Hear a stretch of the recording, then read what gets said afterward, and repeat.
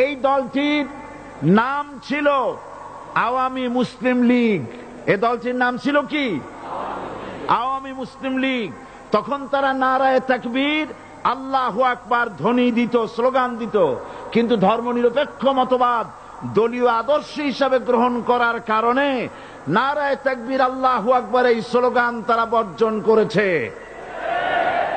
1972 সনে যখন তারা ক্ষমতায় এলেন, তখন সংবিধানের শিরোনামে মুসলিম প্রথা সিদ্ধ বিসমিল্লাহির রহমানির রহিম তারা পরিত্যাগ করেছিল।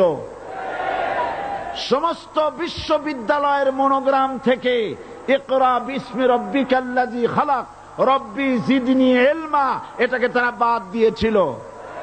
সলিমুল্লাহ মুসলিম হল, এই নাম থেকে মুসলিম শব্দ বাদ দিয়েছিল।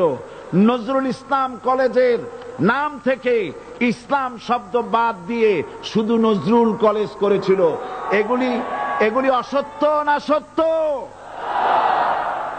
বর্তমান এই সরকার ধর্মনিরপেক্ষ হওয়ার কারণে ইসলাম এবং মুসলিম বিদ্বেষী, তার অসংখ্য প্রমাণ এই জাতির কাছে রয়েছে। দেশের শ্রেষ্ঠ সন্তান হচ্ছে আলেম ওলামা, পীর বুজুর্গ। বলেন সুবহানাল্লাহ। দেশের শ্রেষ্ঠ সন্তান পীর মাশায়েখ আলেম ওলামাদের বিরুদ্ধে কোন জায়গায় কোন দুর্ঘটনা ঘটলেই তাদেরকেই দায়ী করা হয়। হরকতুল জিহাদ, লাদেন বাহিনী, তালেবান নাম করে আলেমদেরকে গ্রেফতার করে এই সরকার পুলিশ দিয়ে নির্যাতন করেছে সরকার। একথা সর্বজনবিদিত যে সন্ত্রাস এবং হত্যা ধর্ষণের 90% অনুষ্ঠিত হয় কলেজ বিশ্ববিদ্যালয় পড়ুয়াদের মধ্য থেকে।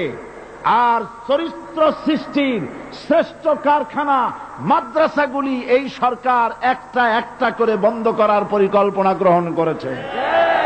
মাদ্রাসা শিক্ষাকে সংকুচিত করে ফেলছে। শুধু তাই নয়, দেশে অসংখ্য ভালো মন্দ পত্রিকা আছে, আরো রয়েছে ফুটপাতের অসংখ্য অশ্লীল ম্যাগাজিন, পর্ণ পত্রিকা। দেশের অধিকাংশ জাতীয় দৈনিকগুলো হিন্দুস্তানের টাকায় পরিচালিত এবং এগুলি হচ্ছে ইসলামের চরম বিদ্বেষী। সরকার সেগুলিরই পৃষ্ঠপোষকতা করছে, আর্থিক সাহায্য দিচ্ছে, বিজ্ঞাপন দিচ্ছে। আর অন্যদিকে এদেশের মুসলিম জাতিসত্তার প্রতীক, স্বাধীনতা, সার্বভৌমত্ব, অখণ্ডত্বের অতন্দ্র প্রহরী, জননন্দিত 12 কোটি মুসলমানের কলিজার সাথে সম্পর্ক দৈনিক ইনকিলাব পত্রিকাকে বন্ধ করার ষড়যন্ত্র হিন্দুস্তানের গোলাম সরকার হাতে নিয়েছে।